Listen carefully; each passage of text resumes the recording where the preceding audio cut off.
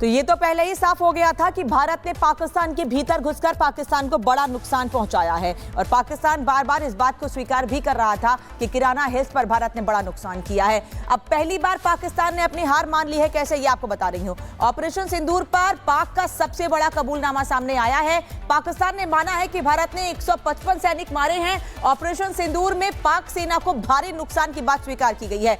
सबसे ज्यादा पाक सैनिक पंजाब प्रांत में मारे गए हैं और अब वीरता पदक देकर अपनी शर्मनाक हार को पाकिस्तान छिपा रहा है। पाक का ऑपरेशन बनियानुल मरसूस बना बर्बादी की वजह। लाहौर से कराची तक भारत के वॉर से, भारत के हमले से पाकिस्तान पूरी तरह से कांप उठा और यही वजह है कि अब धीरे धीरे पूरी पाकिस्तान की सच्चाई सामने आ रही है कि कैसे पाकिस्तान ने उस दौरान अपनी सच्चाई छिपाई, अपने देश के लोगों को बरगलाया, उनके सामने झूठ बोला और अब अपने स्वतंत्रता दिवस पर पूरी सच्चाई सबके सामने ला दी है। रिपोर्ट देखिए।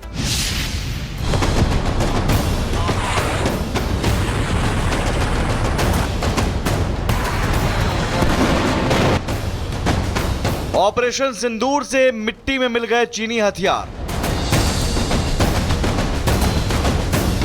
भारत के सामने अमेरिकी F-16 भी हुए नाकाम। युद्ध में हार से डरे मुनीर का नया ट्रंप कार्ड। चीन को दिया धोखा, अब अमेरिका के आगे किया सरेंडर। ऑपरेशन सिंदूर के दौरान भारत के शूरवीरों ने आतंकी मुल्क पाकिस्तान को उसके करतूतों की सजा दी थी। दशकों बाद पाकिस्तान की आवाम ने अपनी धरती पर गिरती मिसाइलों को देखा और बम के धमाकों की गूंज सुनी। लाहौर से लेकर कराची तक, पेशावर से लेकर रावलपिंडी तक भारतीय सेना ने दिखा दिया कि उसकी पहुंच पाकिस्तान के कोने कोने तक है।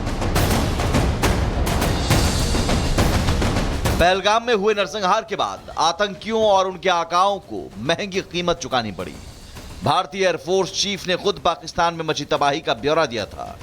ऑपरेशन सिंदूर के दौरान पाकिस्तान के 5 फाइटर जेट मार गिराए गए, एक बड़ा सर्विलांस प्लेन बर्बाद हुआ, 2 कमांड एंड कंट्रोल सेंटर खत्म हो गए, 2 मिसाइल सिस्टम को मिट्टी में मिला दिया गया, भोलारी और सुक्कूर में मौजूद एयरफोर्स हैंगर को निशाना बनाया गया। इसके अलावा जैकबाबाद में F-16 का हैंगर भी तबाह हो गया। इस अटैक में हैंगर में खड़े कुछ F-16 जेट भी बर्बाद हो गए। भारत ने आतंक के खिलाफ युद्ध को न्यू नॉर्मल बताया है, मतलब आतंक और उसके आकाओं को घर में घुसकर मारने की पॉलिसी जारी रहेगी। हमने एक न्यू नॉर्मल प्रस्थापित किया। आतंक को और आतंकी को पालने पोसने वालों को, आतंकियों को ताकत देने वालों को अब हम अलग अलग नहीं मानेंगे। इन न्यूक्लियर की धमकियों को अब हम सहने वाले नहीं हैं।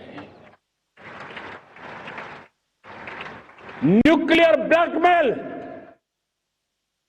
लंबे अरसे से चलाया, अब वो ब्लैकमेल नहीं सहा जाएगा।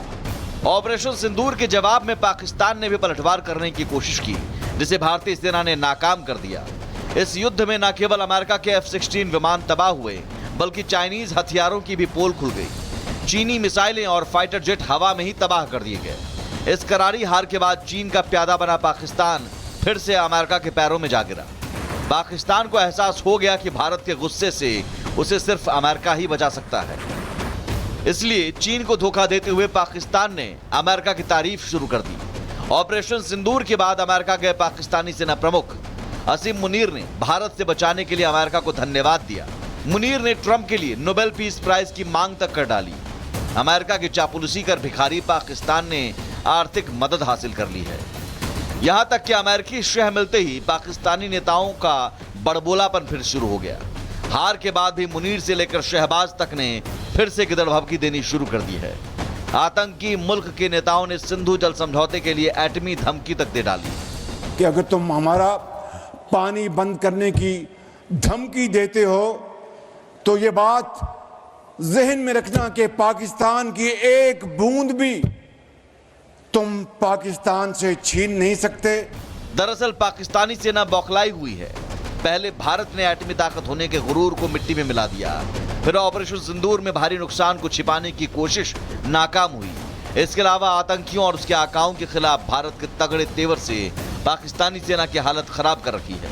इसलिए अमेरिका के पैरों में बैठकर पाकिस्तानी सेना के जनरल और उसके नेता जुबानी जमा खर्च कर अपनी जनता को दिलासा दे रहे हैं, लेकिन जब पाकिस्तानी हथियारों का भारत पर कोई असर नहीं हुआ तो डरपोक पाकिस्तानियों की गिदड़ भभकी का क्या असर होगा। Bureau report, Republic Bharat. Alaska में ट्रंप और पुतिन के बीच हुई मीटिंग बिना किसी परिणाम के खत्म हो गई। ट्रंप के बड़बोले बयानों ने इस मीटिंग पर दुनिया की नजरें टिकाई हुई थी, लेकिन बातचीत की टेबल पर दोनों खाली हाथ रहे। ट्रंप को आखिर नाकामी हासिल हुई। इस बातचीत के बाद एक प्रेस कॉन्फ्रेंस भी हुई, लेकिन उसमें क्या हुआ है इस रिपोर्ट में देखिए।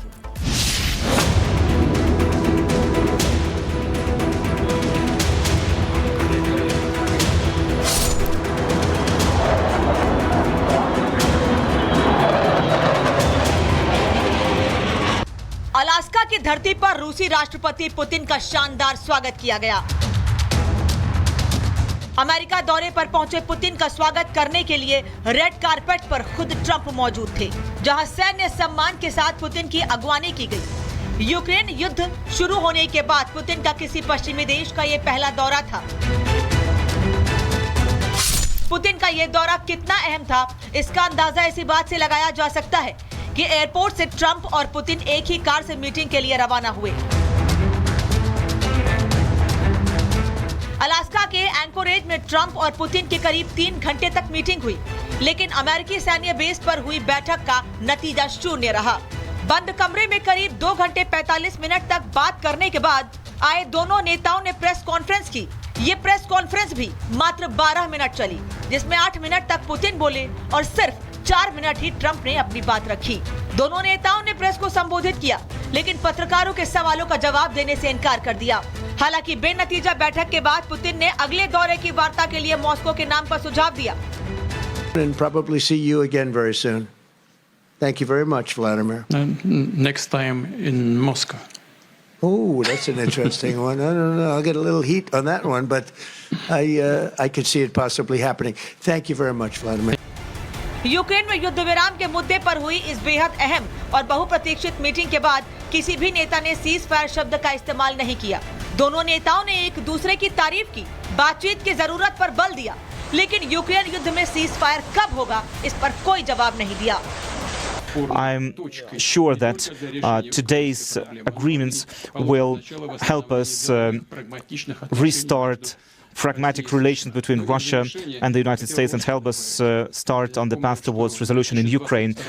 President Trump, when he says that if he were president, there would be no war, and I personally believe that is the case. There would be no war had President Trump been president at that time, because myself and President Trump have had very good trust-based relations. आपको बता दें, Trump की पहल पर Putin इस meeting के लिए राजी हुए थे। बैठक का एजेंडा यूक्रेन में सीज फायर करवाना था, लेकिन बैठक से पहले ही ट्रंप ने बड़बोले बयान देने शुरू कर दिए। ट्रंप ने कहा था कि बातचीत नाकाम रही तो गंभीर नतीजे होंगे, लेकिन पुतिन ने ट्रंप की धमकियों को हवा में उड़ा दिया। मीटिंग में भी पुतिन के आगे ट्रंप की एक नहीं चली। पुतिन की शर्तों के आगे ट्रंप के पास कोई जवाब नहीं था। आखिरकार सीज फायर कराने के लिए शुरू हुई मीटिंग से कुछ हासिल नहीं हुआ। बैठक के बाद दुनिया में शांति का मसीहा बनने की इच्छा रखने वाले ट्रंप सिर्फ फेस सेविंग करते हुए दिखे। We really made some great progress today. I've always had a fantastic relationship with President Putin, with Vladimir, but we have a very good chance of getting there. We didn't get there, but we have a very good chance of getting there. I would like to thank President Putin and his entire team. Thousands of people a week from being killed, and President Putin wants to see that as much as I do. बैठक के बाद Trump और Putin Alaska से रवाना हो गए, लेकिन चुटकियों में रूस यूक्रेन युद्ध खत्म कराने का दावा करने वाले ट्रंप इस मामले में बुरी तरह से नाकाम साबित हुए। पुतिन की धमक के आगे पूरी तरह से ट्रंप बेबस दिखे। दुनिया को टैरिफ और व्यापार के दम पर हाँकने की उनकी कोशिश को भी झटका लगा है। Bureau report, Republic Bharat.